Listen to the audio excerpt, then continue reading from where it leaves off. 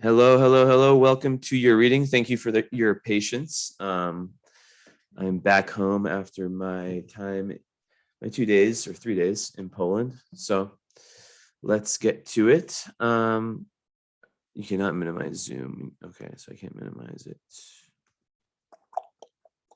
Okay, so let's do it like this. Let's share the screen. Okay, so Katy, and I want to hide your last name.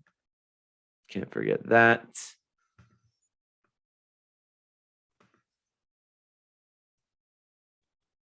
Okay, very good.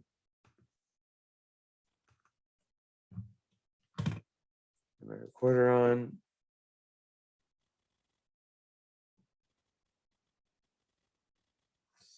All right, so let's get to it.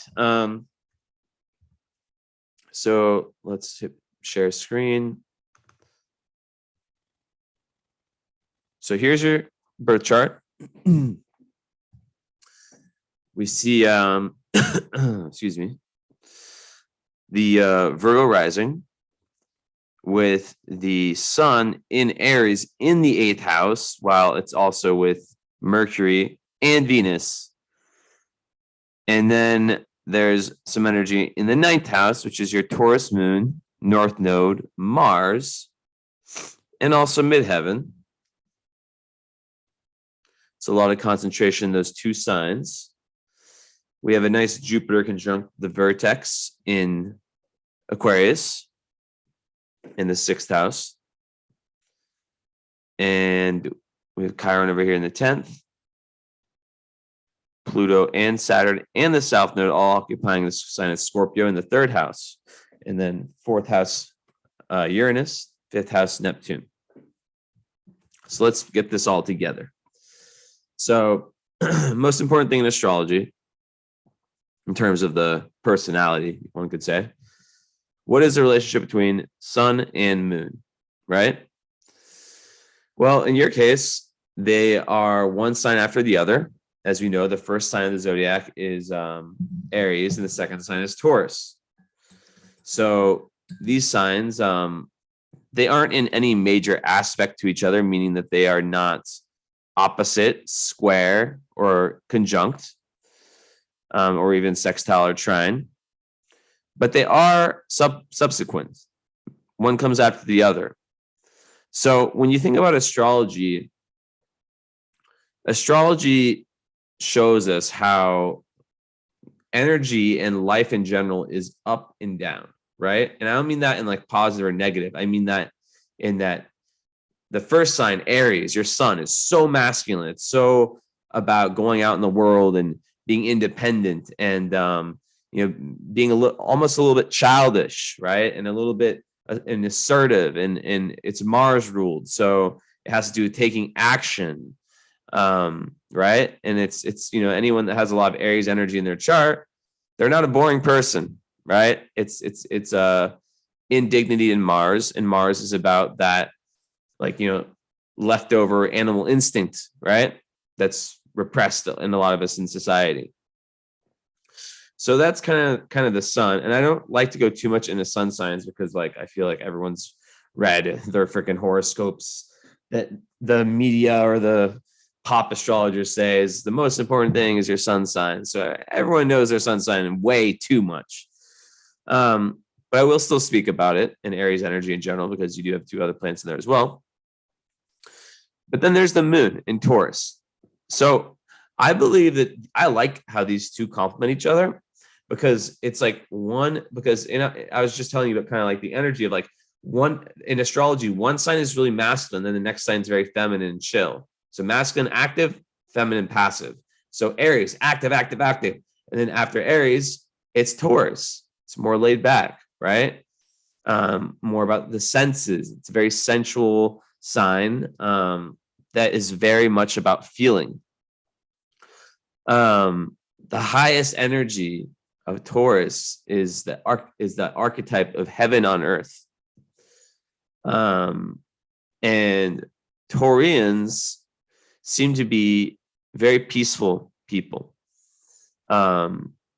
That doesn't mean they're always at peace and they can't get angry, because we all know about the classic Taurus anger, which is slow and then boom, explosion. But Taurus moon is a very, very good placement. It's an exaltation placement, meaning that I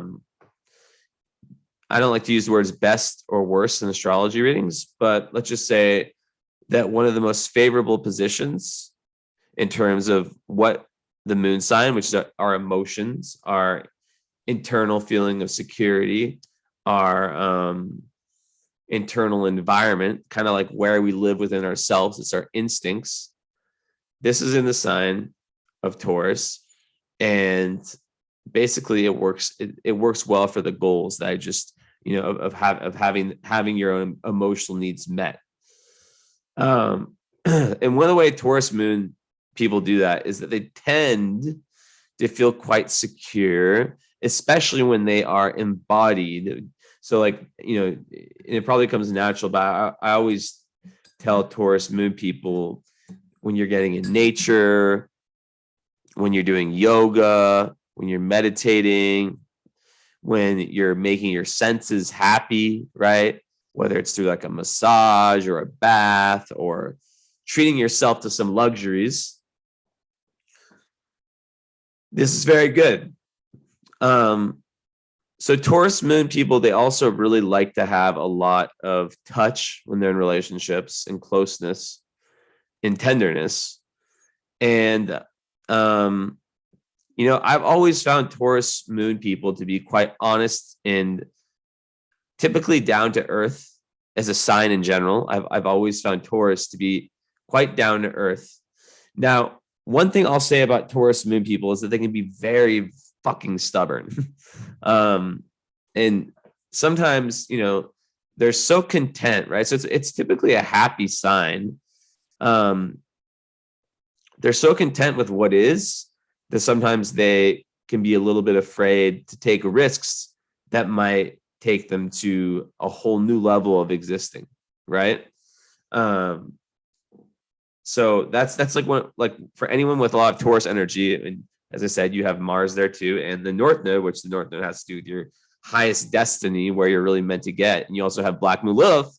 So this Black Moon Lilith placement might actually be an indication that what I'm about to say is something that you really have to watch out for. And that is about risk taking.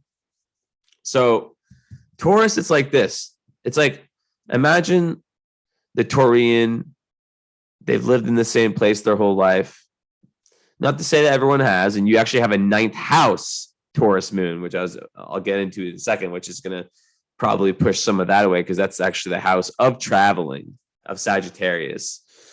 But in essence, Taurus, they need to take risks. They need to get out of their comfort zone. They need to almost seek discomfort, and put themselves not in compromising positions where you're taking too many risks and your health or your safety is at risk, obviously. But let's say in relationships, right? A huge part of life, obviously. And I'm not even just talking about romantic relationships. I'm talking about any kind of relationships. Let's say family, or friends or whatever. Friends, great example. Let's say the Taurus moon person, good friends, but maybe they have this sense within them that these friends kind of hold them back. I don't know. Like they feel like they could, it's not about leaving the friends, but they feel like they could maybe get more. Or like, for example, like when I don't love to talk about myself through examples. Like I had a great life in America, and I'm not Taurus in any way, but for most people, I think that maybe would have had like the life I had, I don't think they would have left. I mean, say what you want about America, but like just in general.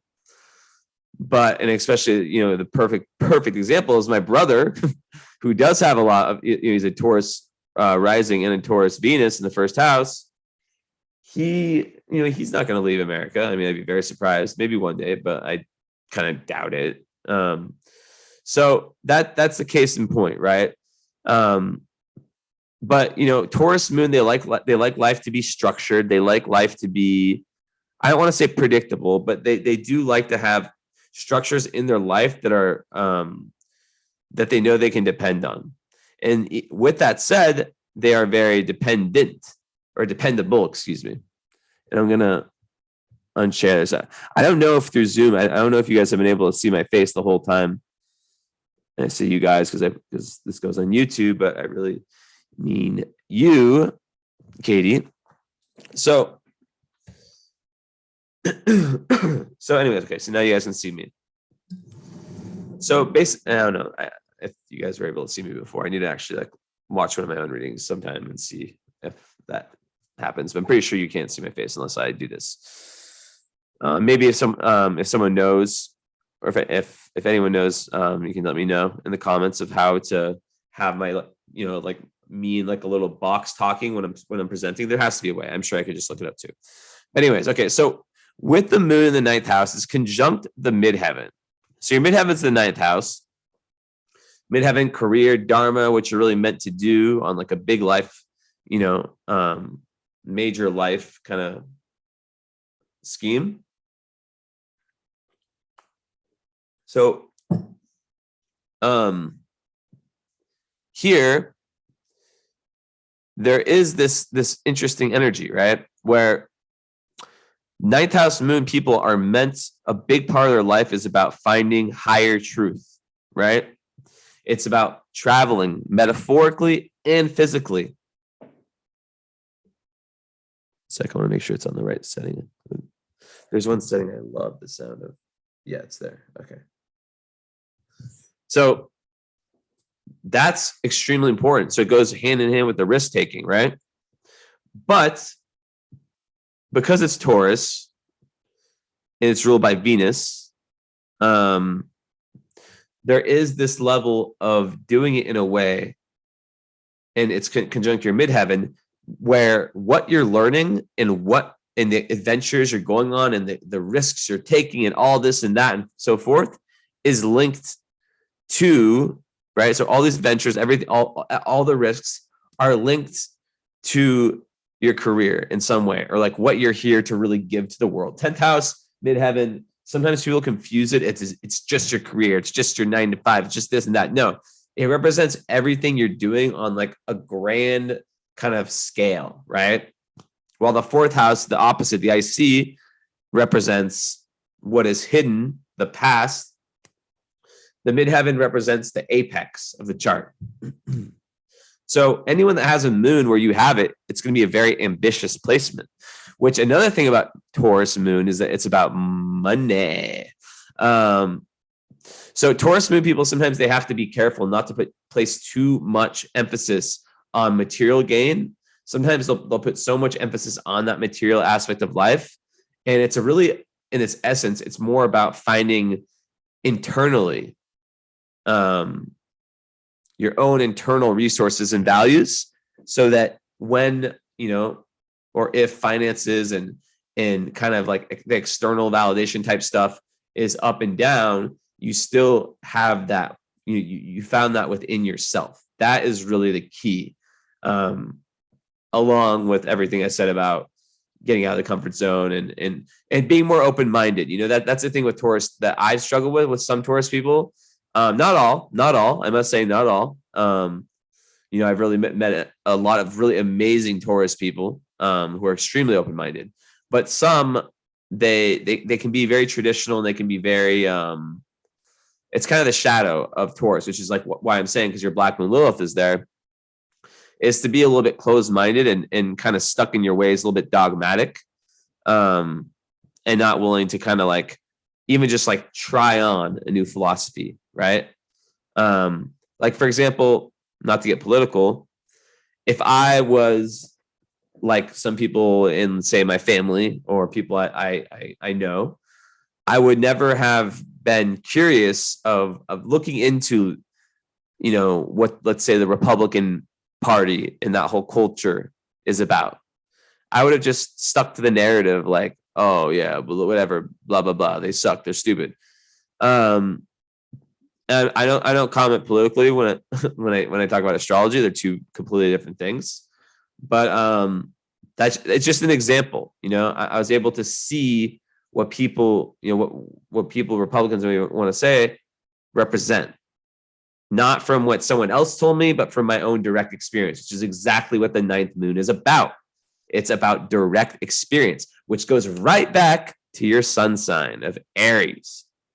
Direct, intimate experience, because we're in the 8th house now. Let's get the chart back showing. So you would be amazed at how many of my clients or people I work closely with, other astrologers or psychologists, where the hell did it go? Oh my God, computer. Have 8th house suns. I have an 8th house sun. And 8th house Mercury's too. Because the 8th house rules everything that is unseen.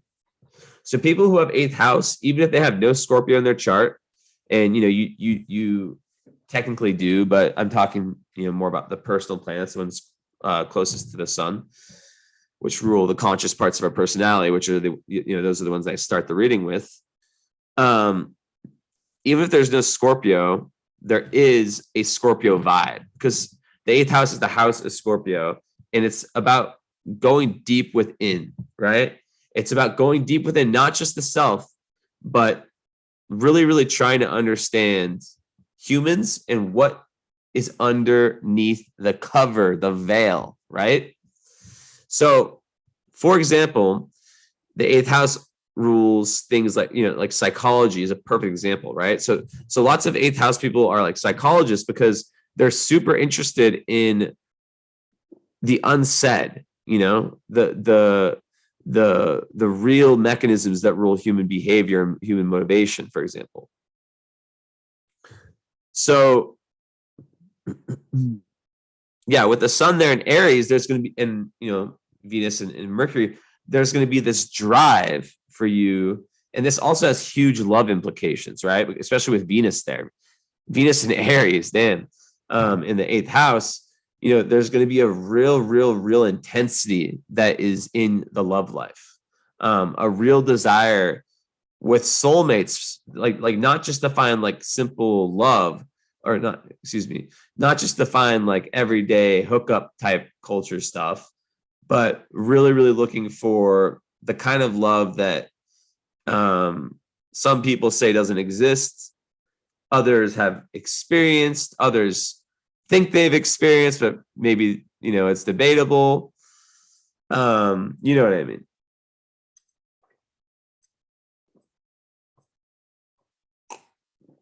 So I think of the 8th house as the gate, and also the 12th house. Those two houses are like the gates to the unknown, right? And people that have 8th house energy like yourself, those gates that are usually, for most people, like it also has to do with studies of life after death, astrology. One could say astrology is like, it's debatable what house you could say it's in, but psychology and astrology are very, very closely related. I mean, I study both of them. A lot of people I know are interested in both because it gets you deeper into understanding humanity, understanding what truth is, which is why it's beautiful that it goes from 8th to 9th. Okay, I'm gonna go back because I feel like I don't want you to just not see me. Okay, so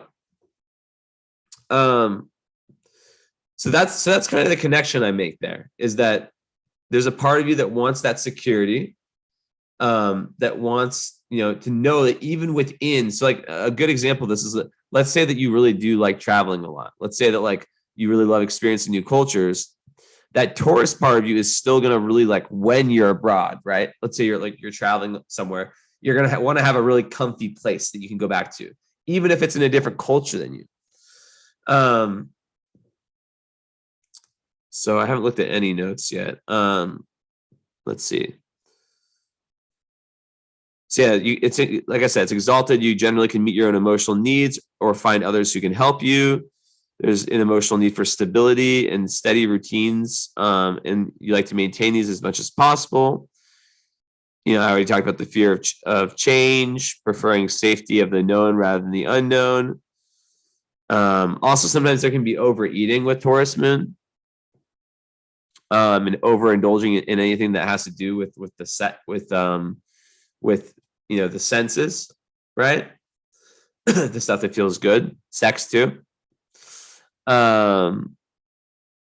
So yeah, very practical. It's also very creative. And you can find a lot of release through massage therapy, interior decorating, cooking. Oh yeah, Taurus and Cancer are the two best signs for cooking. I'll put Virgo in there too. I've just known too many Virgos, including my mom, who are amazing chefs. But we all know the Cancer and Taurus are the cream of the crop.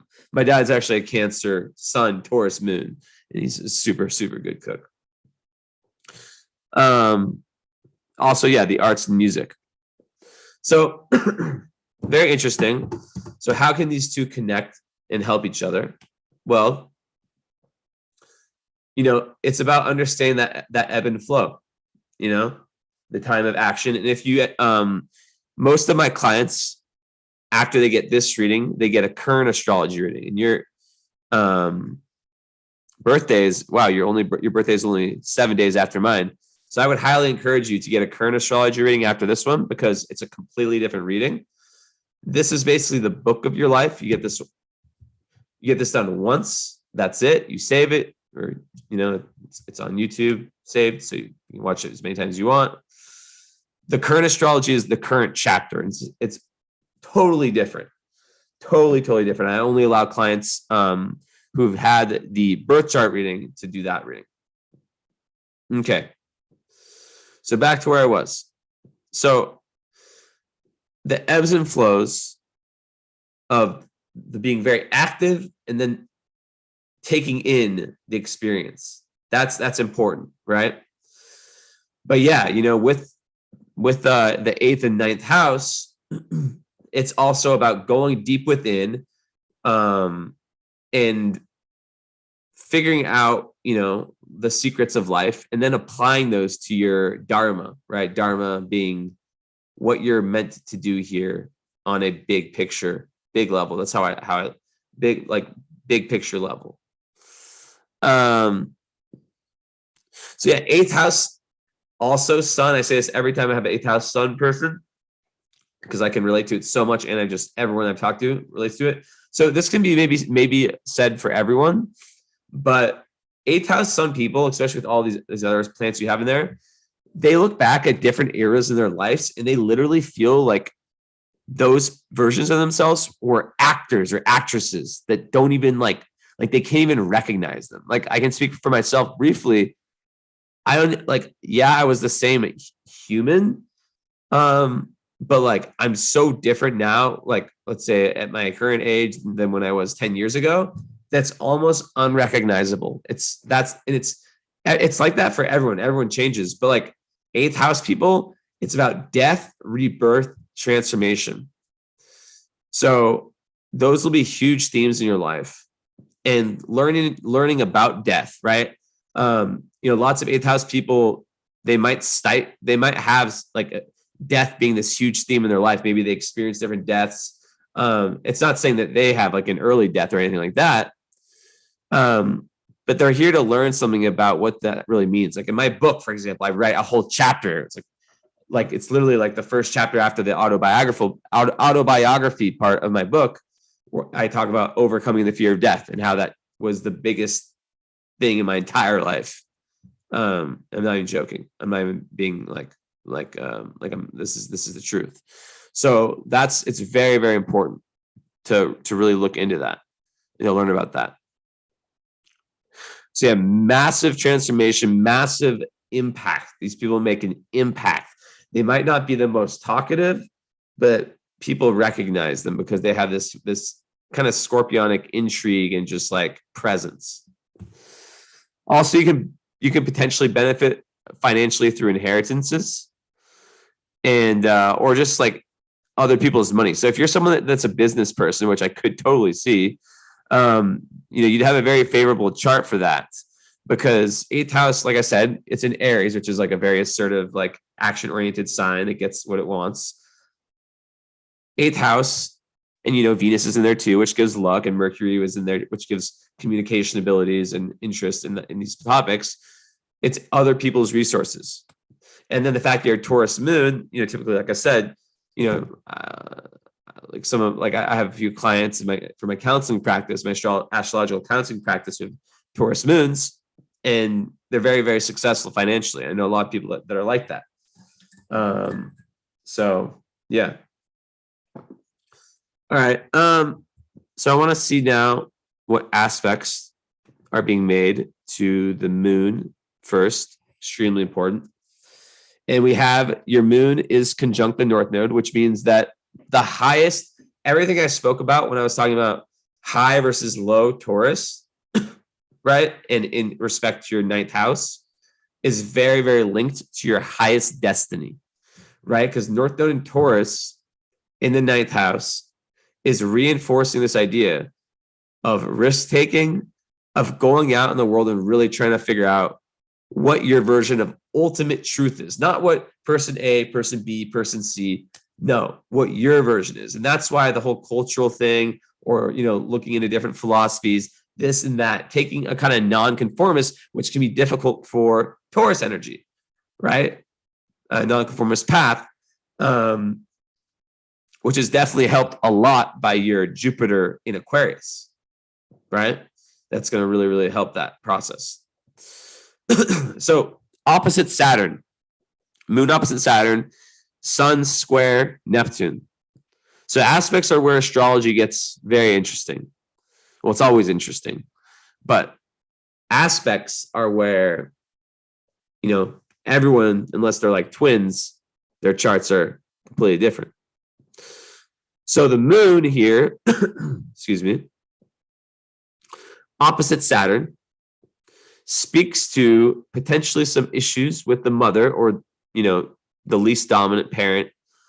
And it plays itself out on a psychological level, typically as your life around the time of your Saturn return, so around like when you turn 30-ish, 20 and a half, whatever, 30, things really open up emotionally for you. But there can be lots of shyness. Kind of going up until then, because Saturn is on your, let me present again. But Saturn is on a part of your chart that rules childhood. Some say past lives. I say past lives, childhood, whatever. It's all relative. It's all they're both mimicking each other, in my opinion. Right? Or in some level, not every past life. This is a whole different story. So Saturn, which is down here, which is on the IC, it has to do with your childhood. And it's saying that there is some struggle, some karmic struggle in the childhood on a psychological level.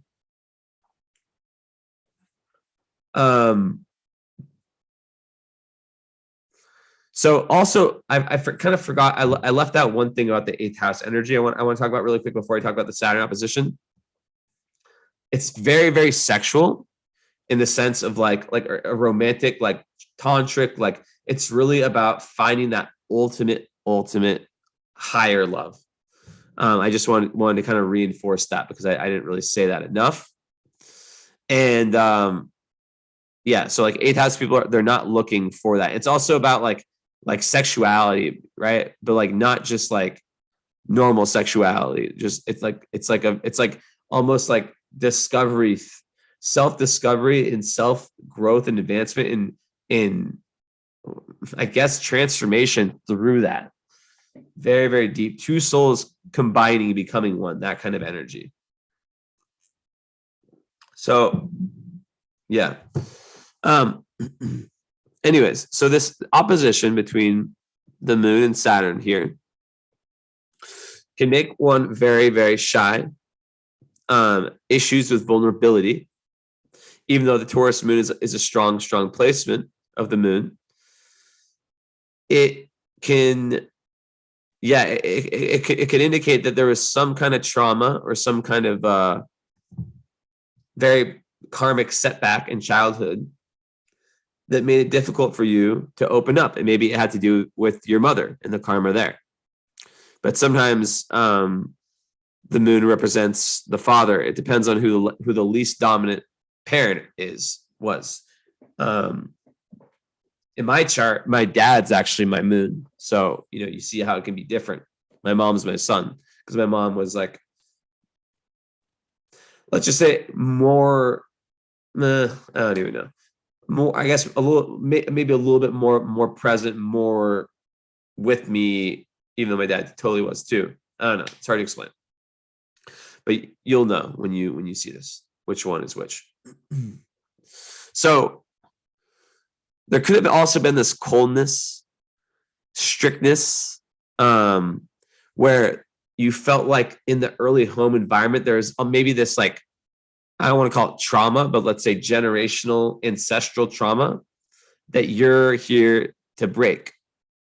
Because it's the moon is linked to the North Node. And so when you have, let's say, like, the inability to show affection, right? The inability to talk about emotions, passed down, right? I mean, this exists in my family, so like I know about it. When this is passed down from generation to generation, or maybe it's a certain trauma that was never worked through, it makes it very difficult for that person to then go in their their love life, their relationship life, and kind of exhibit vulnerability, exhibit emotions. Like if they're like, let's say like it's a family where no one says I love you. Well, how easy is it going to be for them to say I love you to someone else, right? So these are just examples. So so yeah, Saturn down here definitely like, and I think you got a follow up. So make sure to bring this up to me. I would assume you're taking notes. I have most of them. I hope you guys, everyone who gets reading from me, takes notes, or at least mental notes. And a lot of people watch it over multiple times and take notes, like, this second or third time. But in essence, the Saturn here, it definitely speaks to some early restriction. And because it is in the third house, this has to do with communication, right? You may have felt restricted and maybe rejected in terms of your communication and your thought process, which also has to do with your Mercury retrograde you have natally, right? Because people who have Mercury retrograde in their natal charts, they tend to kind of learn differently. They can be very, very in their head, very, very, very, like, sometimes overly analytical and just not always see things. That's my experience with them. And they can be very intelligent, but like they basically, like, when a planet's retrograde, like Mercury, it pushes everything more internal. So as a Mercury in Aries, usually a Mercury in Aries would be very, very out there with how they speak, right? And with their thought process, they'll maybe too impulsive. But a Mercury in Aries retrograde, sometimes retrograde planets perform more like their opposite sign. So in Libra, it's a lot more considerate, a lot more about making everyone happy and making sure that the balance is not broken up, right, in the environment. But a lot of times, there could have just been like, there could have been, I'm actually going to put the sweater outside so it's full.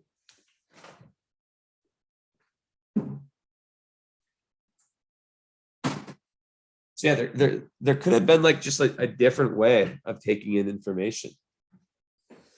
And then maybe that could have like hurt your self-esteem in terms of like how you felt about your own intelligence or your own ability to vocalize your truth. And maybe you had ideas that were a lot different than other people. So you also have Pluto in there, but I'm going to talk about that later in South Node. So this third house is in Scorpio, is a massive house, and it connects to this eighth house, right? This is like your destiny house, third house, which ruled by Mercury. Well, it's ruled by Mars, but it's a Mercury house, Gemini house. But it goes back to this part, a huge part of your chart, the eighth and ninth house. So, If I were you, I always give like little clues of like a further study, personal study. I would really study the transition in the relationship between Scorpio and Sagittarius and what these two signs really, really mean, even though you don't have any of them besides outer planets in your chart. And you could also do the same with Aries and Taurus, but I'm really interested in the houses here. So this process of the third house of finding your voice, throat chakra energy, right? Where you're able to go from the heart. I said this in one of my recent readings. The furthest journey is from the heart, the authenticity of the heart, to the throat, to where you vocalize it. That's massive. And maybe there is some issue with that early on. And a big part of your, karmically for you is to really analyze your thought process in this lifetime. Maybe in a past life, you spoke up too much, or you didn't speak up enough, right? So this life, you're meant to really kind of, on an internal level, analyze yourself in this way. How do I what is the best way, most authentic way for me to communicate? So I imagine that things really opened up a lot around 30 for you in this respect. Moving on, the Sun square Neptune. This is a difficult one, because what it does is that it distorts reality. Of course, it's not as difficult as the moon being involved here, but Neptune is a planet that has to do with high spirituality, but also disillusion, and it's kind of like the saying, like, the mystic and the drug addict both swim in the same waters. The mystic just learns to swim. I always butcher quotes. The mystic just learns to swim the mystic learns to swim in it while the drug addict drowns in it. You get the point. I butchered it, but you get the point. So basically, when Neptune is in a square aspect to your sun, what it can do is it can distort your reality. And when it has to do with the sun, which, in a big sense of self, sense of identity, sense of self, a lot of times it's, self-esteem, how one, kind of really, the ascendant is really how one projects himself in the world. The sun is like, your identity and who you are, right? Core essence of who you are. So when it's squared by Neptune, man, you might have a lot of trouble, especially when young, seeing yourself correctly. Does it make sense? So there can be lots of battles that you have to overcome, internal battles, in order to really feel strong and confident about yourself. And the fact that your moon's opposite Saturn, it's not going to help that. So you see why, if you had a bad astrologer doing your chart, maybe they wouldn't talk about these two aspects, and they would just talk about the Aries and the Taurus, leaving out this extremely, extremely important part.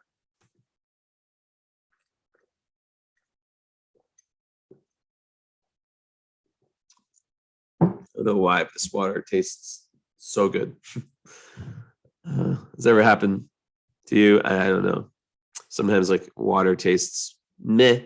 Sometimes it just tastes amazing. That's probably because I worked out really hard today and didn't have enough water. So there you go. Anyways, okay. So more about this square. It's amazing for imagination. Squares are tension that can become strengths. Remember this. These are not curses. These are karmic potentials that, like I always give the metaphor of the athlete who's not naturally strong in his arms. So he works his ass off to get there. And then before he knows it, he has the strongest arms. That's kind of squares and oppositions. So, okay, more things about this. Super caring, super sensitive, super big imagination. You might see things unclearly. So it's really important to kind of like have strong communication skills, and be able to, for example, hey, this is how I perceived the situation. Like if you're talking to someone, like, was that your true intent? This is just kind of how I saw it. And, so it's very important to have the communication skills. So that it can be very easy to fall victims to injustices, right? And it can lead to like paranoia, confusion. And you really have to watch out with anything Neptune, with poisons like alcohol and drugs. And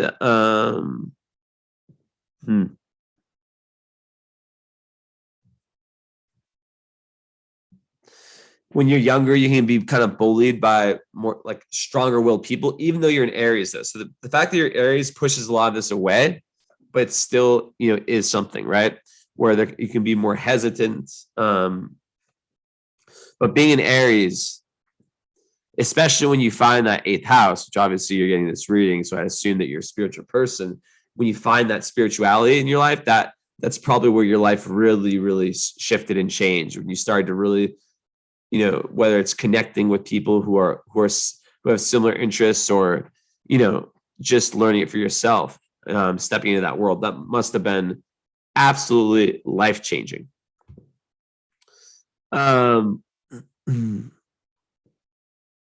Let's see.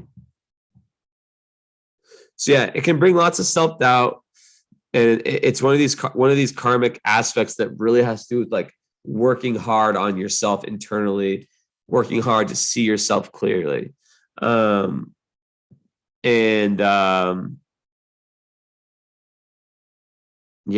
you just got to be careful with that one. But one way to really improve this, it's, Neptune rules cameras, it rules mirrors. So by, let's say, like, you can actually really, it's like kind of magic with the Neptune aspects like this. If you actually like film yourself doing things like talking or whatever it is, or like go in front of the mirror, whatever, it might sound weird, but that's actually going to really help. So screw what other people think, right? And that's also part of the karma in this chart, is that screw what other people think. But you can really excel in creative, anything like creative entertainment, like, can do really great in that. And yeah, it's just really, it's very charitable, very you can be activists and super spiritual, but you just have to watch out for some of the difficult parts of that. Like feeling backed into a corner, and forced to defend yourself in some type of way, right? And it's just really about confidence, and confidence takes time and takes trial and error. So if you've had any shameful events in your life, just know that this is all part of your karma, and you should have no shame. And we can talk about this further in the follow-up. So, okay. Let's see. So, okay, and you have the nice sextile with Chiron and Sun. So that to me is saying that you're in some way healing, whether it's healing yourself or the mix of healing yourself and healing other people is a big part of your identity, and something you can really excel in. You have a natural healing effect on people. Just your presence helps heal people. People feel like they can come to you and tell them their deepest secrets. That's a lot of the 8th house stuff too. And just know that all that you've gone through is not just meant for you. Even if you're not like, doing like work like I do, for example, where you're helping other, strangers directly. It could be with people in your own family, people that, in whatever situation you're in. So that is extremely important. Just pouring some more tea. Okay. So I went to a concert this weekend, so my voice is still scratchy. I'm screaming so much. Okay, so we talked about the Mercury. So it's conjunct Venus. So, okay, I got you. Okay, so you're going to be very, very like potentially eccentric in the way you communicate. You're not meant communicate / think. You're very, very creative. You can get downloads through your meditations, through your dreams. So your dreams are and your meditations are super important. Write down, journal about them. So the Venus and Mercury together, even though they're both retrograde, right? But that's an amazing placement for being able, when you communicate, to have that be a superpower. Even though you might, it's an 8th house energy, it's in Aries, retrograde, whatever, you might really like to communicate about very deep things. Like you are probably part of like the no small talk. And I have to talk about your ascendant too. I'll do that next. But like, yeah, with that Mercury there, conjunct Venus, it's like, it's going to really sweeten a lot of that potential Aries Mercury, which I definitely want to know about in our follow-up, how that's come off. If you've exhibited more of the, like, for example, like, do you ever have like, let's say like fights, like where you like communicate yourself like in a very, very like maybe overly assertive, like angry, like outbursts, those kind of things. I want to know about that. But all I know is that the Venus is definitely going to sweeten that a lot. And yeah, so typically, the energy here in Aries, that independent thinker, and a lot of times fast talkers, and there can be like these flashes of intuition, and what you say you do, even though you might be a little bit more overly analytical. And also, interesting thing about people who are born with Mercury retrograde is that they tend to feel more normal and at ease, like in the flow of life, when Mercury is in retrograde. And same thing with Venus in retrograde for you. But I'll talk about that after, because I can't skip the ascendant, because we got to talk about the big 3. I usually go Sun, Moon, Ascendant. So Ascendant in Virgo. So it makes your chart ruled by Mercury, which I just talked about. So actually, it kind of makes sense now, because Mercury is the planet that rules Virgo. So here, what about this one? Well, Virgo risings, they are the types of people who they like to analyze things before they jump in. They like to really think and calculate. They're plotters for sure, right? Any of the Mercury ruled ascendants, meaning Gemini and Virgo, especially Gemini.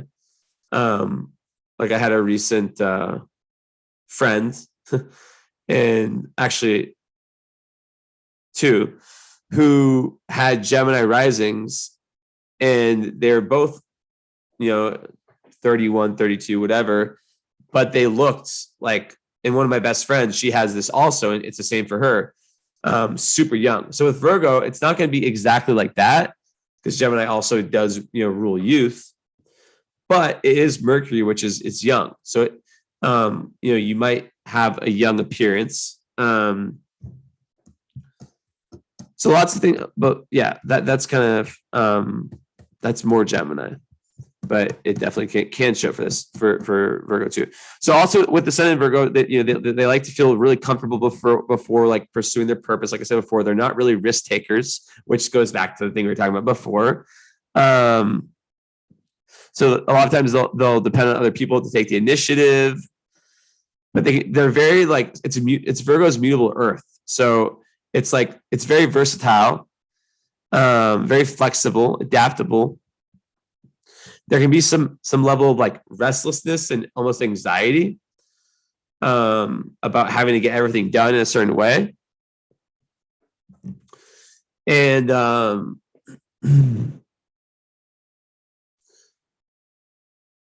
yeah, it makes, well, interestingly about, so you would think Virgo, because it's the sign of health, of tidy everything, you'd think they'd be like the most tidy, clean people. But what I've heard from different astrologers, I haven't verified this, is that a lot of times Virgo people are the people that Virgo ascendants will like notice how dirty someone else's room is and point the things out, but then they won't, like their room is a complete mess. But I think with the fact that your moon in Taurus, I think you're definitely going to have a love for luxury and beauty as well, and things feeling nice. Venus ruled moon, emotional need for that. But yeah, typically, this is very good for like the body, very good for things of that nature, and routine, and getting the job done, and also like intellectual ability, and kind of coming off as a very organized person. 1 second.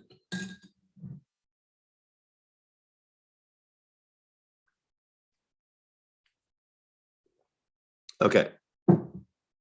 So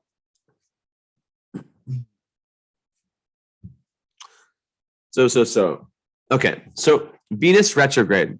So what does this mean?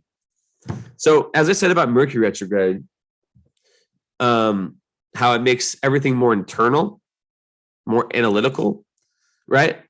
Venus retrograde can do the same thing, but instead of being for the mind, for the communication, it can be, because what does Venus represent in astrology?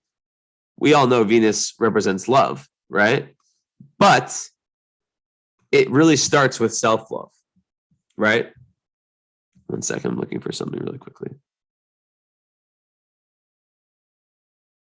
1 second. I just want to see if I have a little bit more on this Virgo rising stuff. Okay, yeah, I knew. This is why I have notes, because like sometimes I forget things. They're so obvious. Okay, really back to Virgo rising. Really, so really dependable when there's a crisis. Okay, so it's very organized in some areas of their lives, while really messy in others. That's what one thing I was looking for. But okay, this is the thing. They seek perfection in all they do, and they can find it difficult to accept that in other people. So important. So it's really, they can be like at their lowest, they can like just like project their own need for perfection onto partners, or just in general, right? So yeah, they really have to learn to accept other people's imperfections, and it starts by accepting their own. So I just wanted to throw that in there.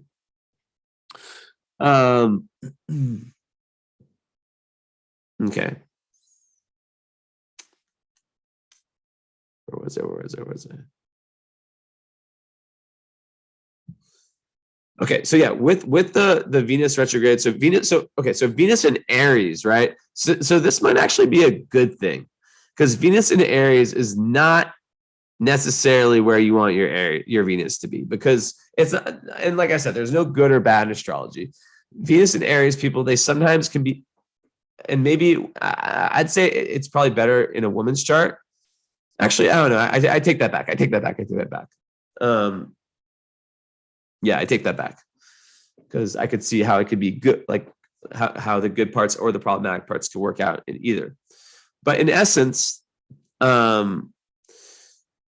Venus in Aries is all about they can sometimes be too big of go-getters when it comes to love, and value this independence of, they can almost, and sometimes in relationships, be a little bit selfish, like where they care more about themselves and their Aries kind of pursuits than like compromising, which is the opposite sign of Libra, right? 1 second. So when it's retrograde, it's going to make a lot of that energy go more within, right? So where you're more analytical about, how am I in love, right? And you might spend a lot of time thinking about that. And it might make it so it takes a while to find those real deep relationships, right? But I don't really believe the negative hype that some people have about natal Venus retrograde.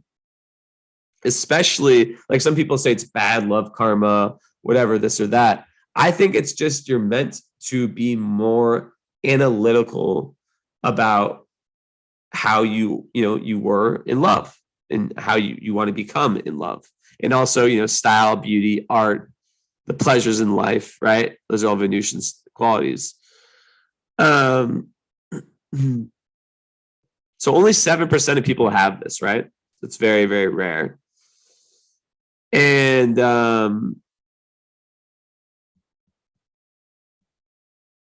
they're very big questioners when it comes to love, right? And just in general, they ask lots of questions. They're very interested. And whether they're in a relationship or not, they're nearly always in a rewarding romance with whatever kind of creative outlet they might have, or art, right?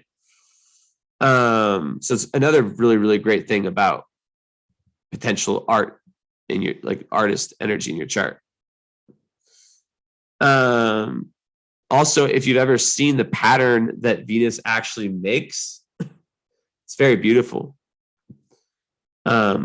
Let me show it to you really quick. I have it up on a screen, like the actual orbit.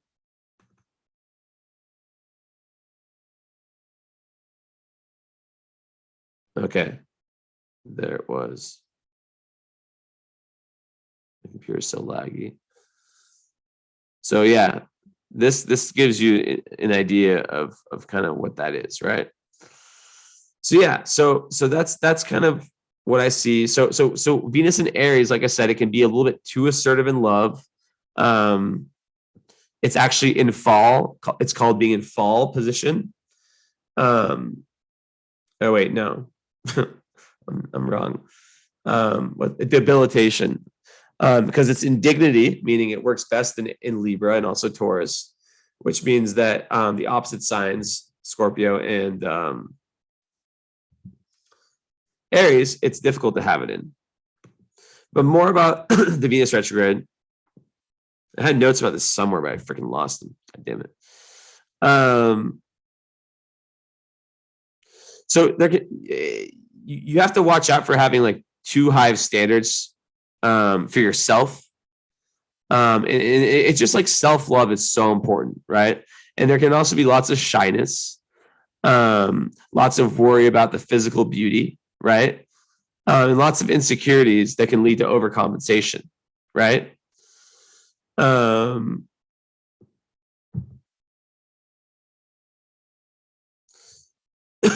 So the feeling nature is very deep, and it once again speaks to this like very serious kind of socializing, right? Not really light, more intense. It's eighth house stuff. They can be, like I said before, sometimes very shy when they're younger, and this is your other parts of your chart are showing this. They just don't like small talk and that kind of bullshit, right? And love is so important to the person because it's retrograde, so it's internal. So they're thinking about it. It's on, the top of their head a lot, right? It's emphasized, but they may not be explicit about it for others to know just how deeply they can love. So it's like, imagine they might like really, really care about it, but they might be very shy.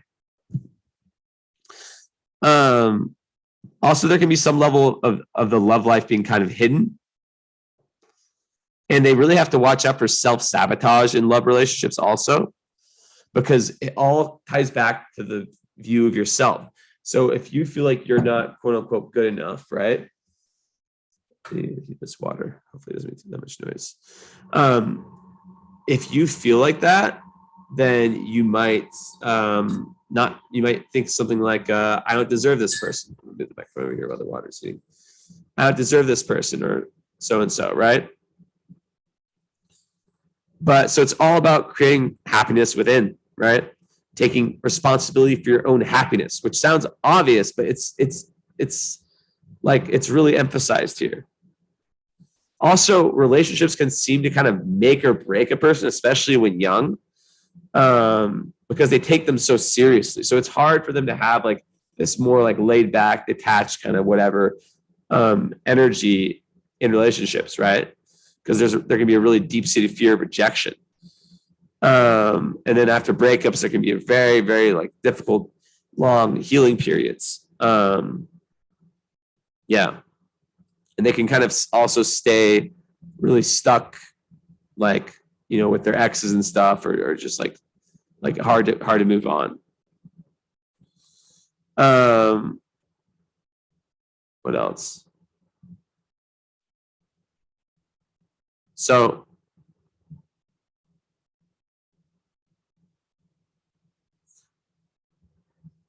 I have not noticed. So I've noticed this definitely with Mercury retrograde people, that when it's Mercury retrograde, like all is way better for people like that.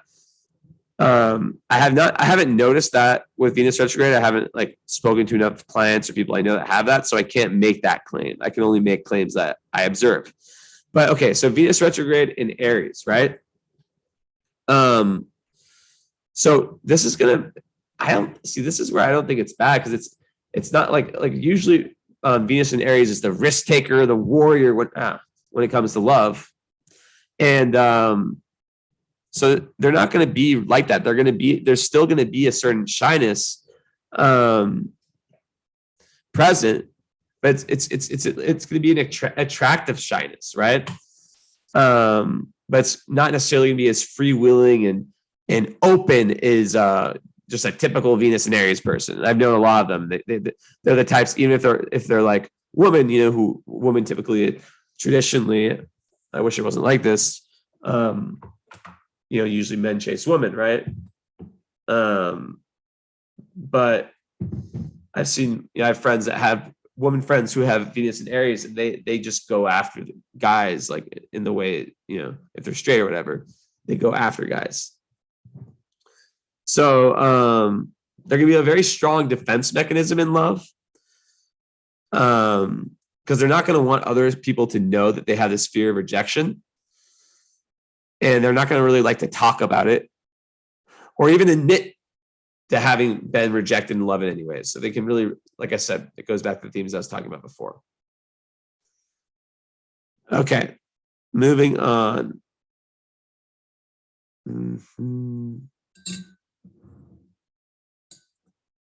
Okay. I think I just drank my microphone. Jesus. Okay. So, what aspects does this make besides a conjunction? Okay, so yeah, so once again, in the fact that the Uranus trine, it's going to speak to a need for freedom in relationships, even though your Taurus moon, which is like, all about like kind of, that closeness, that sensuality, there's still going to need a need for closeness, a need for intellectual connection, a need for maybe a more eccentric type of person.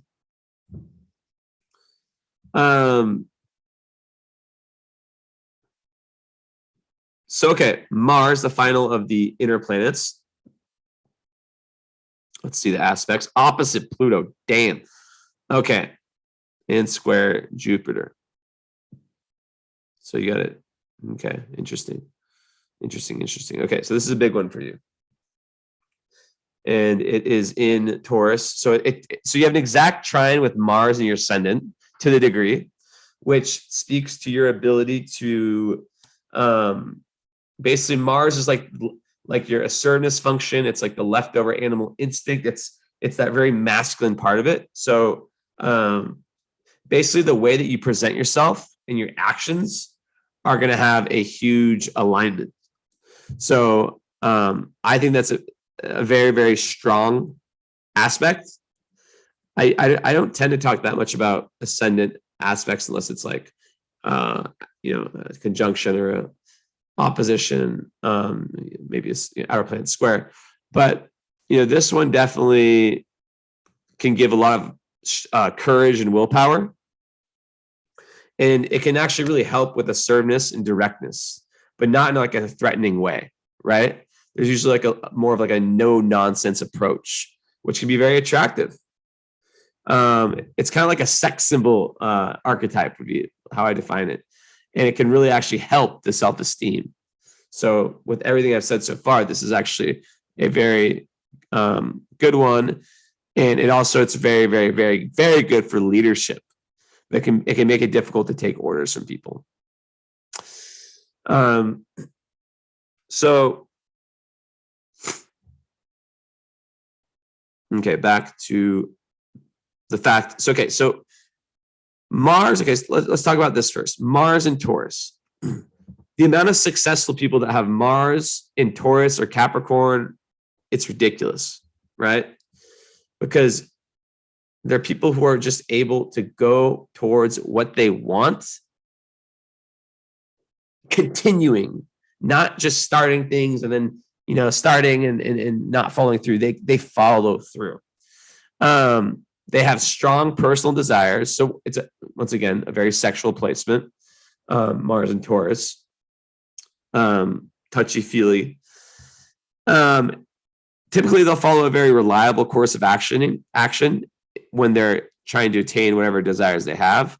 But they can be very, very stubborn if they're opposed. So that's kind of something I talked about before. It's conjunct your Black Moon Lilith, which would double down on that. And it's 11 degrees away from your North Node. So then the fact that's in the 9th house, right? We talked about that before, is that you're really going to seek out adventure through travel, study, even religion potentially. But just really, I always think of it as like you're going to be driven towards that, finding that truth, right? You're on the quest to explore the higher meaning of life. You're not just, your emotions there. So you have an emotional need for it, the moon, and then the Mars, where it's just like the action is there, right? Like whatever house your Mars is in is an area of life that you're going to put a lot of energy into. And you might be your own worst enemy when it comes to this stubbornness. So we definitely need to talk about that in the follow-up. Make sure to remind me. And also, your moon conjunct your midheaven means that you need to have an emotional connection to your career. I should have said that earlier, but I didn't say it. So there needs to feel like you need to feel like there's an emotional connection, maybe even having to do with truth. One second, I'm going to go to the bathroom. I'm going to pause this really quickly. Okay, I am back. So Mars. Okay, so Mars over here in this placement, opposite Pluto. So going back to this whole thing about communication, right? So for you, it's extremely important on a karmic level to learn to, it's that whole throat chakra energy, to learn to speak your intense truth, right? Like to take the 8th house energy, right? Which is about going deep within and to just let it out, whatever way it is, whether that's with people, whether that's through journaling, you have to like learn about like whatever you're interested in, and then just go deep and let the truth, authentic self-expression. So it makes you a very powerful communicator. Even though there may have been some issues early on with that confidence, once you unleash it, it's like a bomb, right? And also it's a very good for like the mind and for research, like, and it's the 8th house is very much about that too. So you might be someone that's very into researching things you're interested in. And also one other thing about the 8th house, I didn't really speak too much about the Venus in the 8th house. That is a very, very karmic placement. There's going to be a certain level of fate in your relationships, and they're going to be playing a huge role. It's once again another, I don't say it's never reading, like a very, very sexual placement. Yeah. So this is really, really also good for external resources. So I talked about the inheritance or like benefiting from other people's money or whatever it may be. This is another indicator of that. And it also makes everything that has to do with the 8th house, which is usually a very dark kind of like, like I said, like most people are afraid of the 8th house stuff, which I would also watch videos if you don't know about the 8th house, because there's so many, so it can go so deep. More, I could talk for hours about it. So you may really enjoy experiencing the cyclic transformations of life. And yeah, it just makes intimate relationships very intense and life-changing on a soul level. Okay, so back to Mars. So so Mars and Taurus, yeah. So I talked about that. But the big one for me is Mars opposite Pluto. I mean, like, yeah, so the Mars and Taurus person, they're gonna so when it has to do with love, right? you're gonna on one end, and where's Juno? Juno is in Libra. So there's going to be a real love for that Venusian energy, which is like towards Libra, like that fair, very beautiful, very flowy, very like just love, just like smooth, fair. I don't even know the other words to describe it, right? Sensual, touchy, just like what we think of when we think of like romance and love. Very romantic. There's going to be a mix of that with this intensity, right? With almost this like challenge, this karmic challenge, which we'll talk about with this opposition here. And you have to also watch out of being too bossy, and being too, having that dogmatism that might exist with the Taurus, Black Moon Lilith, seep into your love life. So like these are kind of like the two elements. I guess there's three that are existing here. And then the fact that Pisces rules your seventh house, which the seventh house is the house of partnerships, and Neptune is in your fifth house, that is also adding another element, because the seventh house is kind of like what we look for in other.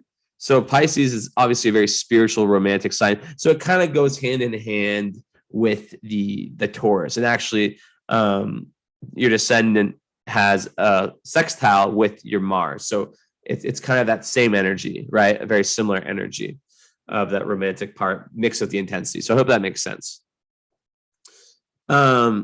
Moving on. So, okay, Mars opposite Pluto. What an intense aspect. So I want to say one thing really quickly about Mars opposite Pluto. You have to work out. I'm sorry. You just have to have some physical outlet, or you're going to feel this insane tension. Whether it's martial arts, whether it's running, whether it's, hiking or whatever. I mean, there has to be some outlet, but this is very physical. Mars is physical, right? Physical outlet. So having this position, you can really feel like your ambitions, your very powerful drive is being constantly challenged and tested by others, right? It can create lots of anger issues where you might become furious when facing limitations, right? You may feel like potentially attempting to like manipulate others to get your way, right? So it's all about learning patience and acceptance and understanding that all of these challenging circumstances are karmic. They're right. You can't control them. So it can create kind of an impatient energy, right? And also, since Pluto rules power, it can feel like there's very powerful people who are getting in your way, who are blocking your path. And so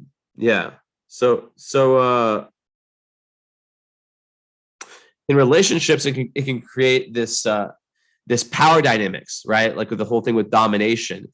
So that's an extremely important thing to look at, and we can talk about that if you remind me. Follow up about how that plays out in your relationships. Is there any tendencies towards overpowering or even being overpowered? Right? Because the opposition is usually externalized, right? It comes up in life. But overall, it's one of these aspects, it's one of these growth aspects that helps you develop your capacity for persevering, kind of like your moon opposite Saturn one and the sun squared Neptune, right? But more so the moon and Saturn one, for persevering through barriers. Because the moon and Saturn one's going to be more about emotional barriers, and this one's going to be more about barriers blocking your action and where you're trying to get. So yeah, there's obviously like a a powerful, like, not powerful, like the more positive way to kind of, because it just creates so much intensity that needs to find expression, right? So the best way to deal with it is, like I said, creative outlets. If it's not something physical, something creative, right? We're able to get the, sexual energy or whatever you want to call that energy, that's just so like intense, getting it out into something that's healthy and good. So yeah, like what else can I say about this? So yeah, it's way harder when young, right? Because less awareness, less maturity. It can also go back to feelings of victimization too, kind of like the Neptune square. And it can make one very hard on themselves as well, and not really want to show their weakness or show when, getting vulnerable about when things are difficult is extremely important. And yeah, it's also super competitive. Like I've seen this in lots of athletes' charts. So there can just be this like real like desire to win. And it's really important not to have your self-esteem, like I said before, linked with like winning or not winning or whatever, right? On the results, and finding that within.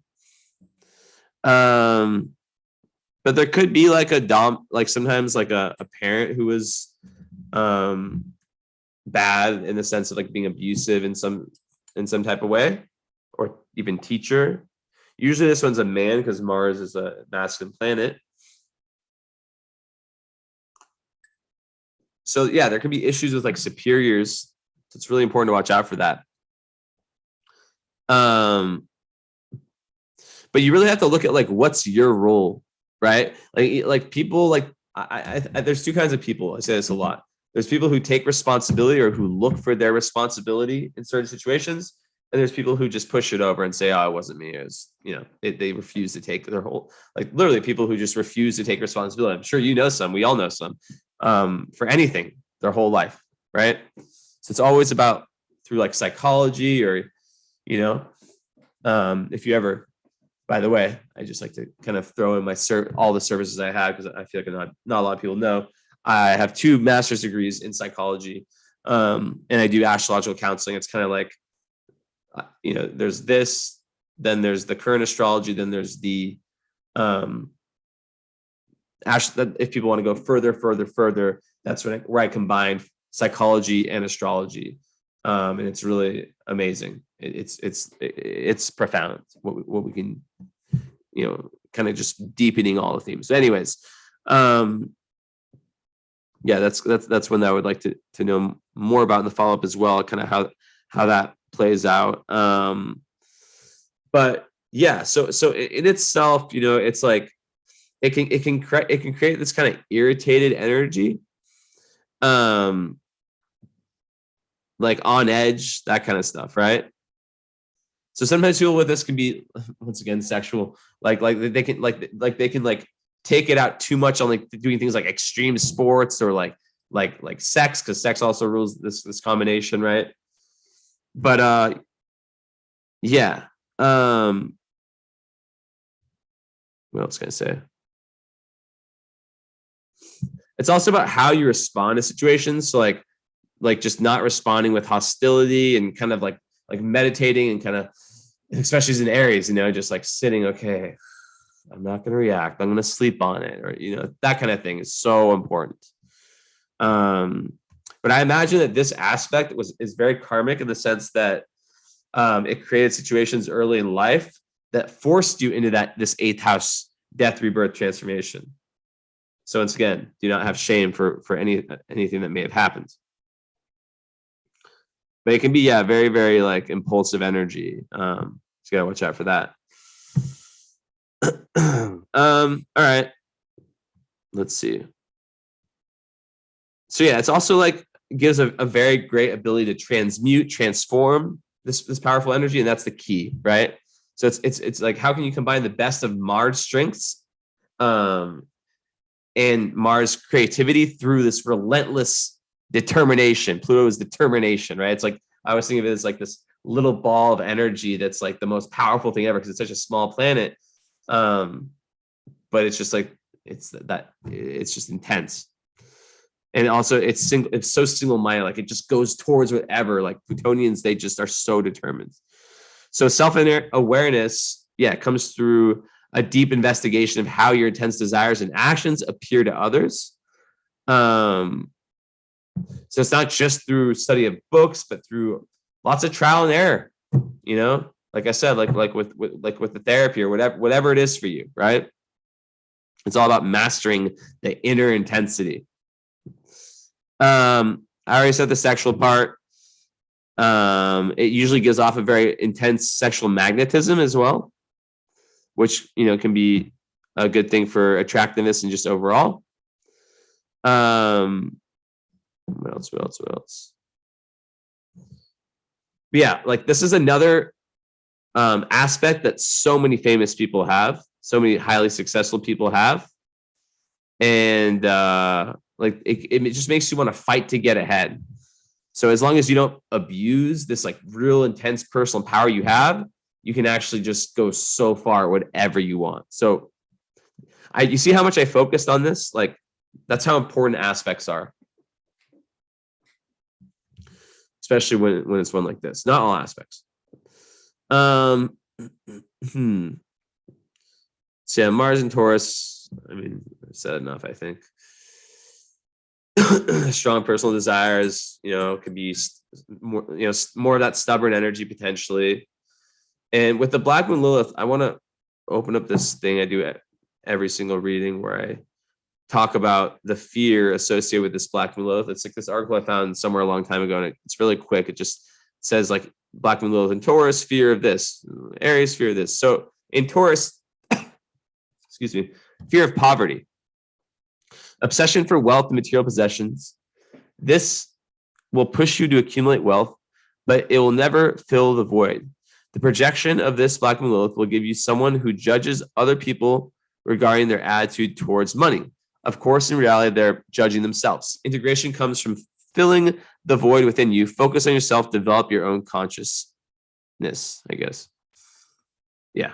So, okay. Moving on. So Jupiter in the 6th house and conjunct vertex, basically like being of service to humanity is one of the best ways that you can improve your life and improve your karma. It's that simple. Jupiter in Aquarius is going to make you a seeker of the new and the inspirational. So things like technology, anything very humanitarian. It's very humanitarian, very like, I guess, racially inclusive, humanitarian. I don't want to say liberal, but you get what I mean when I say that. Like very open-minded and here for the collective. And the fact that it's conjunct the vertex is a very lucky placement in the sense that the vertex is your doorway to higher awareness. So it's kind of doubling down on that. Jupiter is like your highest expansion, and vertex your doorway to higher awareness. So both conjunct in Aquarius, it makes me think that point of your chart is one of the greatest. It's like in each chart there's like one or two parts where it's like this is where you can really like thrive, right? And there's multiple in your chart, but this is the 6th house is definitely one of them. It's ruled by Aquarius, which is in your 4th house. So let's bring this back to early life. So Uranus in the 4th house could speak to a really shaky up and down early household life, right? So basically, like maybe there's like a divorce. The parents, I'm not really seeing that much in the chart, but there's usually a very unconventional, unusual home life where maybe you had to experience lots of sudden changes in the environment, maybe just like moving a lot. And basically it can create kind of a little bit of it can make someone a little bit unsettled on like a emotional level. And even as a Taurus moon, which loves to be grounded, and this could actually be karma that's pushing you to go on these travels, right? And to take these risks that your 9th house is all about. But yeah. It's just interesting. It's interesting. Um,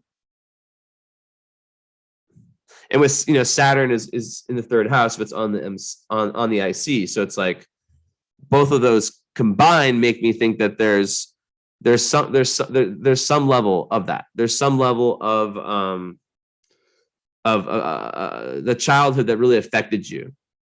And one way to really kind of undo some of the difficult karma is through being of service. Also, sixth house, Jupiter and vertex is through your health, through your daily routine and practices. So like really going into the high energy of Virgo ascendant, right? You can really thrive in these areas of like fueling yourself, for example, with the right food, right? Understanding what kind of doctors or treatments or whatever to do, or like what vitamins or whatever it is, and then having your life structured is super important for you, and that's where you have the most success with all the other parts of your chart. So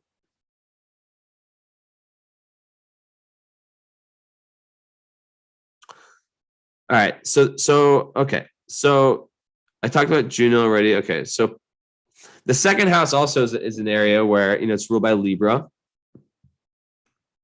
in Venus, which is in the eighth. So I see lots. I mean, I would guess that money is something that or like income, money, whatever you want to call it, is something that's not bad. I mean, to have the part of fortune there, but you just have to always make sure not to tie it too much to the external, right? So life is really enriched through developing a set of values, and basically the lesson is to detach from others' values, which I talked about earlier, and build a really firm set of your own ones. So with Libra, it's about relationships and experiencing lots of joy whenever you create a sense of, I guess, harmony and right human relations. And yeah. So Pluto in the third, talked about it, but I guess I could go into the Pluto book and say more. So Pluto in the third house, which, by the way, third house ruled by Scorpio in Mars. So third house Scorpio energy is like very, it can be, very intense, perceptive, like deep communicator. You can really focus your attention well. Fuck small talk kind of energy. So Pluto in the third house, learning to expand into their environment in order to intellectually engage in life. The idea of who one is becomes as important as the biological or felt needs. The compelling need is to know to structure the knowledge of their environment and to intellectually organize that environment so that it makes sense to them. The conflict is to embrace their new or stick to a comfortable intellectual framework, which goes so back to that Taurus energy. Stick to the new, Aquarius, or go back to something more traditional. So the skipped karmic step is something to do in terms of communicating with the immediate environment. And it also could be very, very, very based on the siblings. So there could be some really intense karma with your siblings. And the south node's there too. So south node in Scorpio means the north node's in Taurus, which we talked about before. But really, south node in Scorpio means that in past lives, so it's ruled by Mars. And Mars was, it's really a karmic quest to overcome the distrust of change. And like I said before, right? Developing creative outlets for your intense emotions, which I've said before too, and avoid hitting out at loved ones, right? Because you may have been plagued by these attributes in past incarnations. And and there could have been this could have been due to potentially traumatic endings in past lives in which you were kind of left with deep emotional wounds and a feeling of being cheated.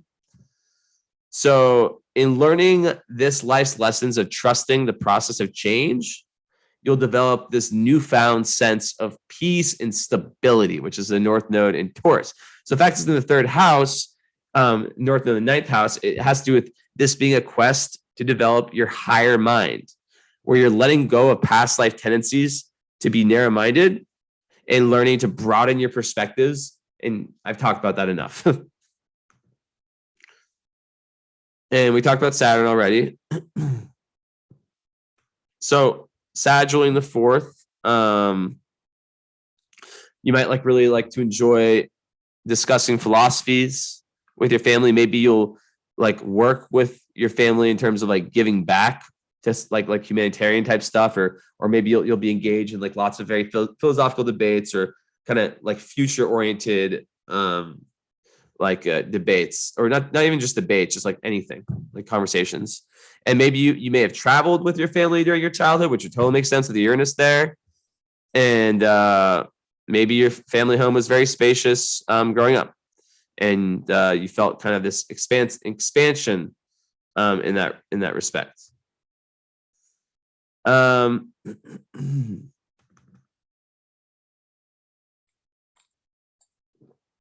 So what else can I say? So Uranus in the fourth, talked about this a little bit. Which, the fourth is like roots, family, childhood, residence. So it has to do with instability in these matters. So what else? Yeah. So like unusual family structures is common with this. Sometimes there's like close friends or parents, relatives living with them, like changing houses a lot, creating a weird situation where the child observes more people being a parental figure for them. And there's not any difficult aspects. There's actually very positive aspects to Uranus, like from Venus and Mercury.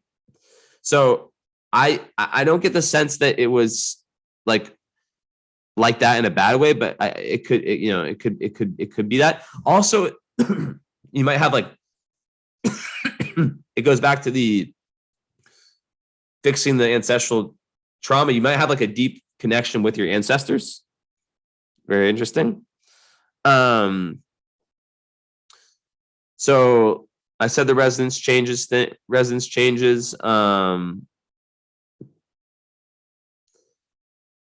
I have no idea if there's a divorce or not. I'm not able to see that.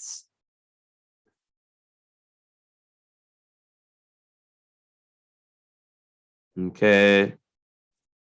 So yeah, it is well aspected. So the paradoxical planet can even bring a lot of benefits. It can signify a rather different way of childhood years. So maybe like more of like a bohemian kind of like hip. Maybe your parents are like hippies or something.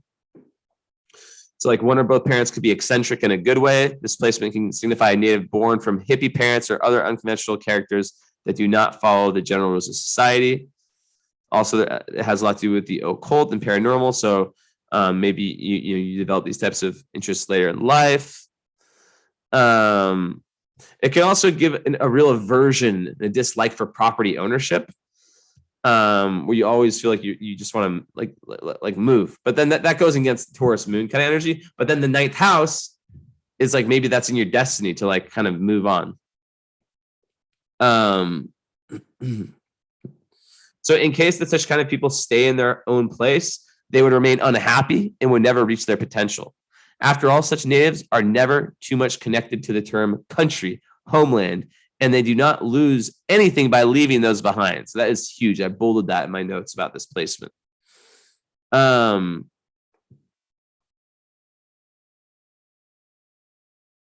Yeah. Let's see.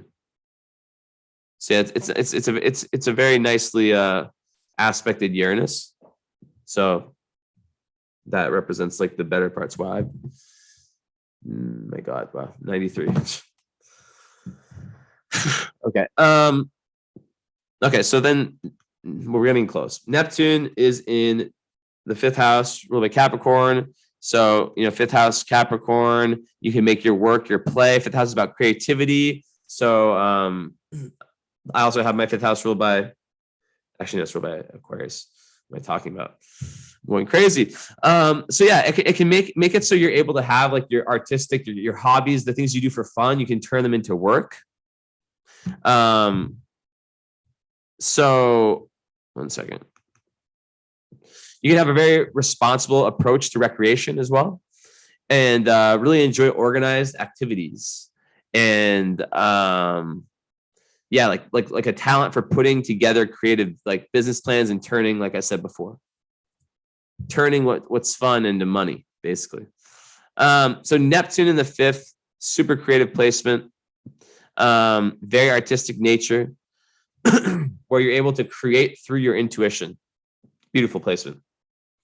Further clue that you're an artist. And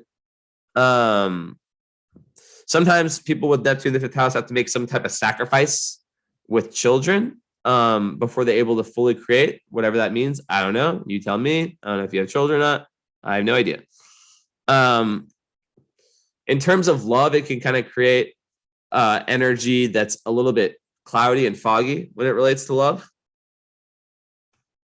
So you have to watch out for that, for anything that might, like for example, like it can create lots of secrecy around children. Like some people that have this, like they might have like a child they don't even know about or something, unplanned pregnancy, stuff like that.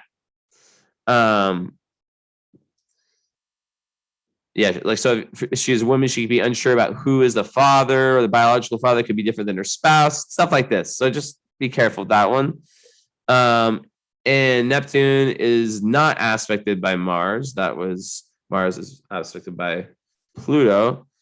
And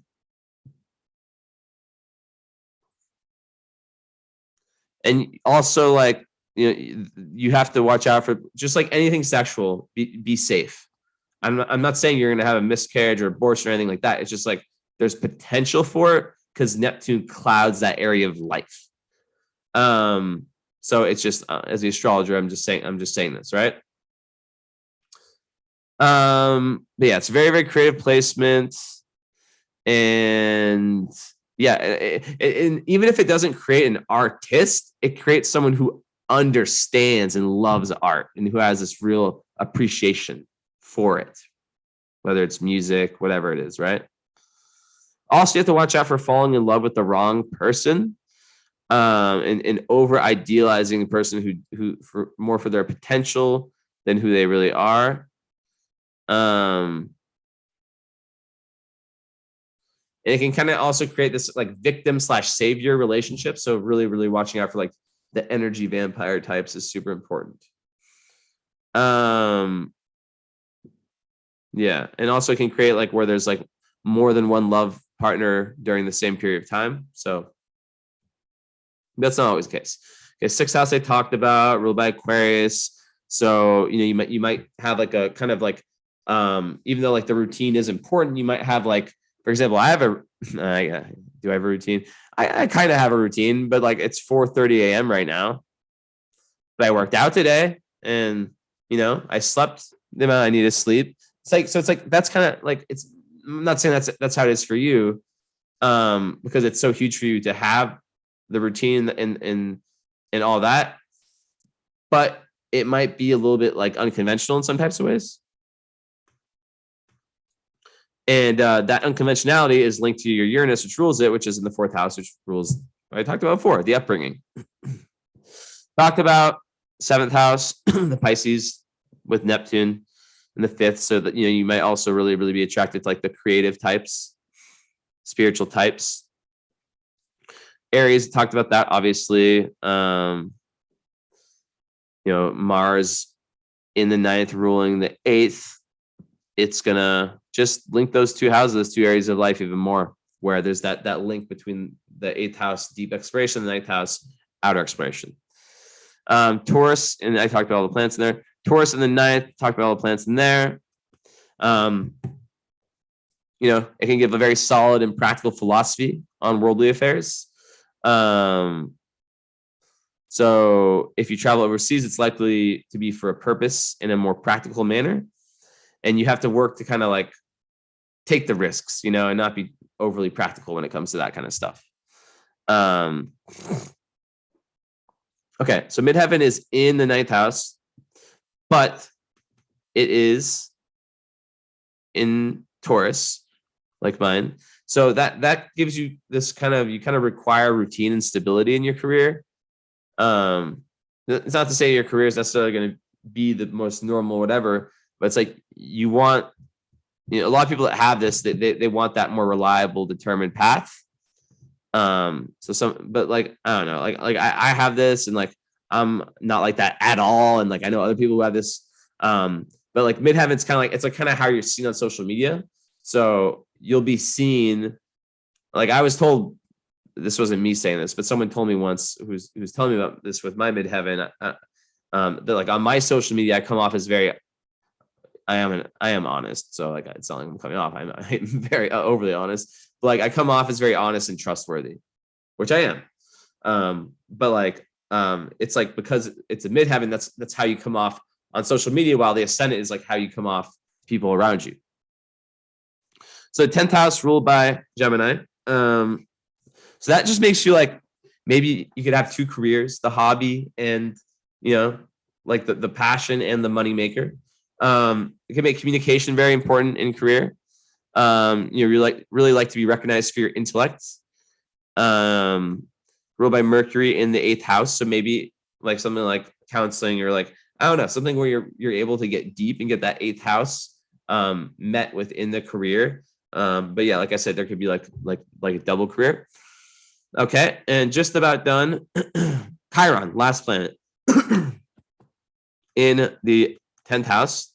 So 10th house is career. So on one end, you may suffer for how do I say it, like feelings of public inadequacy in the outer world, where your worth is not being recognized. But you actually may take on like a profession later in life as a healer, because 10th house is, like who you are, like to the world. So you could actually like have that as like a career. And in Gemini, that has to do, back again, astrology saying the same things in different places, saying like similar things in different places. That's saying that you may not trust your own thought process. You may like I said before, like early in life, thought like had some pain, some suffering around that.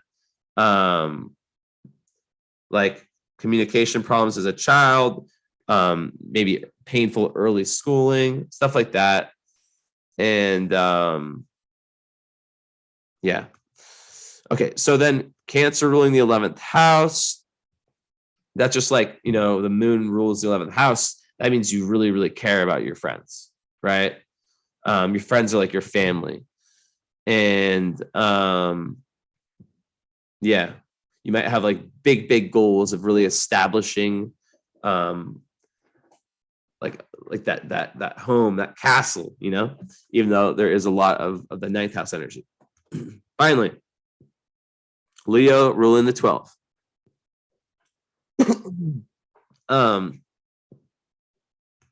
So 12th house, ruled by Leo, ruled by the sun in Aries in the 8th, is the 12th house has lots of past life implications. I haven't busted open this in a while. There's a whole section on the 12th house. Isn't there? But basically, like in Leo, it's like you may have difficulty in finding your own identity. And it just goes back to the whole thing of like the authentic self-expression. So your soul's previous existence was one of personal distinction, creative brilliance, and courageous leadership. Unfortunately, this past incarnation left your self-esteem so bruised, your ego had no alternative but to bury itself here in the house of let's deal with it later. This explains why your ability to dominate so completely and to govern so effectively is now so well concealed, and also concealed with the 8th house sun. In fact, your astonishing influence and tremendous willpower are both your hidden strengths and your secret weapons, as they're never obvious until we have to deal with them. While powerful ego and excessive pride were the cause of your past undoing, it seems that they can be just and overbearing and troublesome this this time around.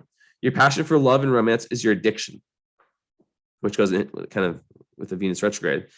When it lures you into those secret trysts and forbidden affairs, it's your dangerous weakness. You work best when you're alone, independently or in a scheduled setting, as the past has left you with an aversion to being responsible for others. Thus, you now unconsciously avoid positions of leadership, authority, and parenthood by either relying on partners for income, suppressing your creativity, or attracting unhealthy romances. Deeply affected by your father and any other figures of authority, your own power in this life tends to involve healing, 10th house Chiron, confinement, or the unconscious past. Surprisingly, you are often the power behind the throne. Not surprisingly, it's your best kept secret. Past influences and experiences include ruler, politician, royalty, leader, entertainer, artist, or teacher. Cosmic advice. If you really want the applause, you'll have to get into the spotlight. I'm happy I read that. I haven't looked at that book in a while. Maybe I'm going to start doing that for the 12th house. So, interesting stuff. So now I must look at aspects of the nodes. I don't think there's any big ones besides the conjunction with the moon and north node. And there's not.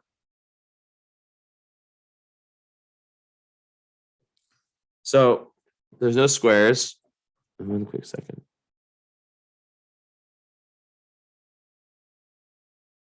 Hold on.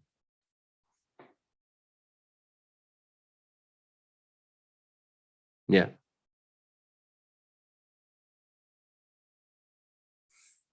I mean, it's 9 degrees away. So there is kind of a square of Jupiter. And with that one, see, I have a few books I reference once in a while. It's like a 9-degree orb. I guess I can give that, but it's nearly out of orb, meaning that the degree difference is like nearly enough to make it not an important one. If I can find this freaking page, but yeah, like my understanding of the Jupiter skip step is that it has to do with finding your own beliefs and your own systems of thought, which is so congruent with what we've been saying, where you may have felt let down, or kind of just like left behind in some type of intellectual way in a past life.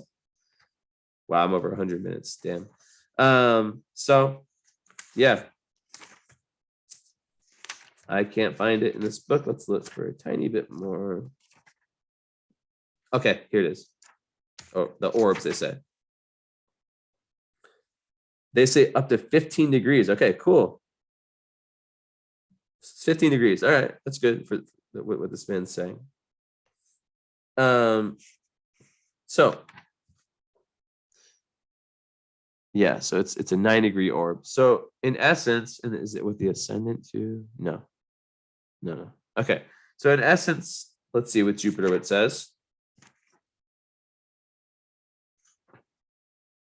Okay, when Jupiter or a planet in the 9th house or in Sagittarius squares the moon's nodes, the nature of the unresolved material from past lives, excuse me, relates to the person's beliefs, the teachers or teachings that they have followed from homespun philosophies to the great spiritual traditions, and their relationship to faith. So I'm pretty much saying all of this already. This skip step can indicate an issue with honesty, either through a conflict of how the truth has been perceived or through an inner lie. The nature of the inner lie often stemming from internal exaggeration at the expense of the true picture of the nature of the self. This untruth can become the basis for a crisis of self, or if exposed publicly, can also change the level of trust someone has placed on you, thereby changing the belief system they have about you. This placement can signify a crisis of faith or a conflict within the self about an understanding of the truth which is such a big part of your chart, the truth, or an issue with a teaching they have followed. This crisis of faith becomes a fundamental doubt in the capacity of the person to understand their place in the greater scheme of things. This can therefore indicate an issue with alienation. And with that said, that concludes this wonderful reading. An hour and 49 minutes when I think I wrote 75. Oh my God. I have on my website, I had 50 minutes and 75-minute readings. But lately I've just been going over by so much.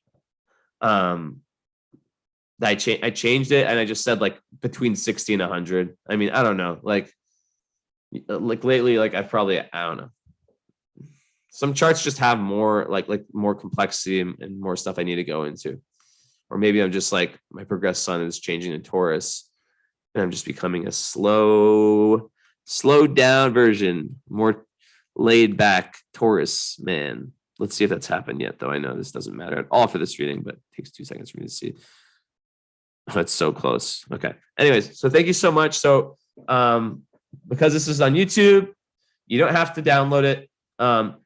However, I would, just because you never know, like with YouTube and stuff. I mean, I'm not going to get my YouTube deleted, but if it were me, I would probably go to like find some way to like YouTube could like video download or something like that, and download that. Just I don't know. I personally I just like having things on like special readings on like USB drives or just like hidden places where I know that like they're there, or on like a cloud or something. But anyways, thank you so much, and yeah, let me know about the current astrology reading. I highly recommend getting that. It's a nice birthday gift. That one is a live reading where well, I give the option of whether it is to be live or it is to be like this one, but I think it's a better reading when done live. It's just completely different kind of astrology. So thank you so much, and we'll talk soon. All right, bye-bye.